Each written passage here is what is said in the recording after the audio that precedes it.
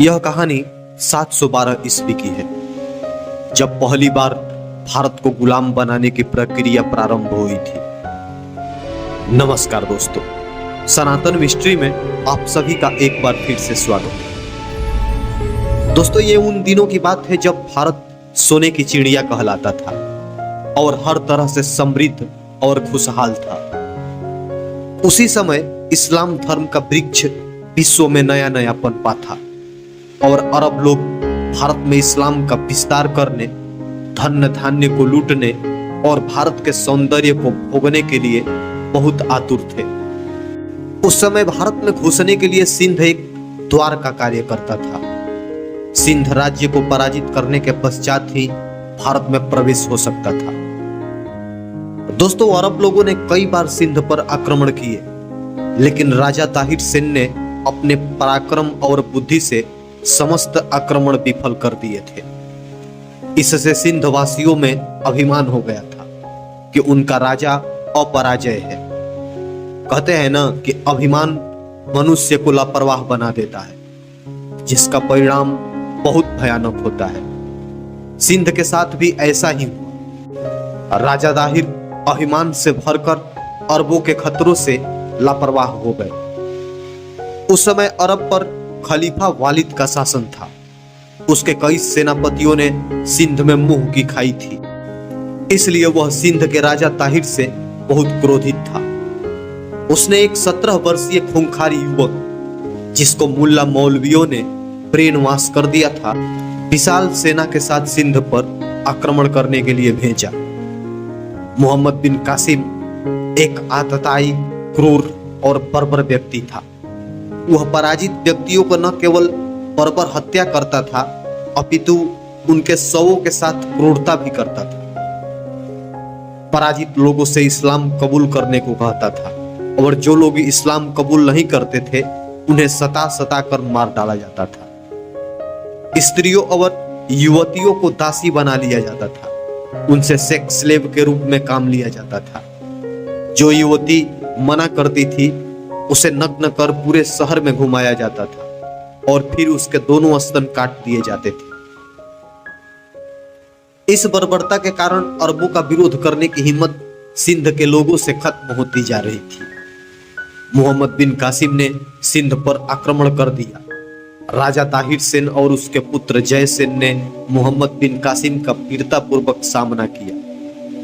कुछ सिपह सलारों द्वारा विश्वासघात करने और कुछ भाग्य के खेल के कारण राजा ताहिर सेन पराजित हो गए और वह युद्ध भूमि में अपने पुत्र के साथ मारे गए।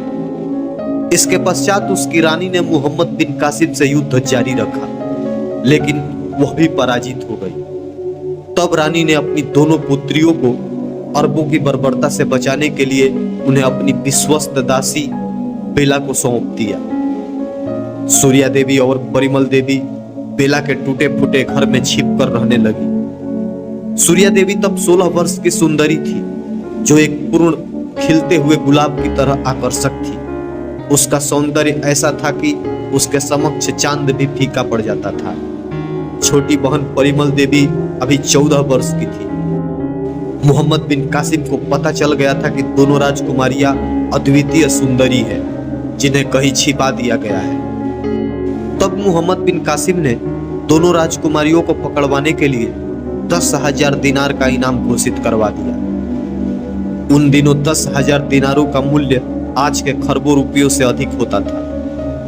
दोस्तों, बेला के मन में लालच आ गया और उसने मोहम्मद बिन कासिम को दोनों राजकुमारियों का सुराग बता दिया। इस विश्वासघात से दोनों राजकुमारियां स्तब्ध रह गई। अपने पिता, भाई और मां की मृत्यु के कारण वे दोनों पहले ही दुखी थी, लेकिन बेला के विश्वासघात ने उन दोनों को खून के आंसू रुला दिया था। मगर अब क्या हो सकता था जब चिड़िया चुग गई खेत। अब तो अपनी इज्जत बचाने की चिंता मुंह बाए खड़ी थी। मोहम्मद बिन कासिम दोनों राजकुमारियों की सुंदरता देखकर आश्चर्यचकित रह गया। उसने 72 हूरों के बारे में सुन रखा था और वे हूरें उन राजकुमारियों से भी अधिक सुंदर होगी, इस पर उसे संदेह था। वह पहले तो उन्हें अपनी गुलाम बनाना चाहता था, मगर बाद में उसने सोचा कि यदि इन दो कुदरत के नायाब नमूनों को खलीफा की सेवा में पेश किया जाए तो खलीफा इससे बहुत खुश होगा और वह हमेशा के लिए खलीफा का कृपा पात्र बन जाएगा। यह सोचकर उसने उन दोनों राजकुमारियों के अरबी वस्त्र सिलवाए और उन्हें शहजादी बनाकर खलीफा के पास भेज दिया। खलीफा के दरबार में उन दोनों राजकुमारियों को पेश किया गया। उन दोनों के जब नकाब हटाए गए तो खलीफा की आंखें फटी की फटी रह गई। दोनों राजकुमारियां भला की खूबसूरत थी। ऐसा हुस्न कभी देखा नहीं था खलीफा ने। उनका नायाब हुस्न को देखकर खलीफा अत्यंत प्रसन्न हुआ। राजकुमारी सूर्या देवी को अपनी दासियों को देते हुए खलीफा ने आदेश दिया कि यह इसे आज रात के जश्न के लिए तैयार करें और छोटी बहन पर पूरी नजर रखें। दासियां दोनों राजकुमारियों को लेकर हरम में चली गई। दोस्तों, सूर्या देवी जितनी सुंदर थी उतनी ही बुद्धिमान भी थी। मोहम्मद बिन कासिम ने उनका घर, परिवार और देश सब कुछ छिन्न भिन्न कर दिया था।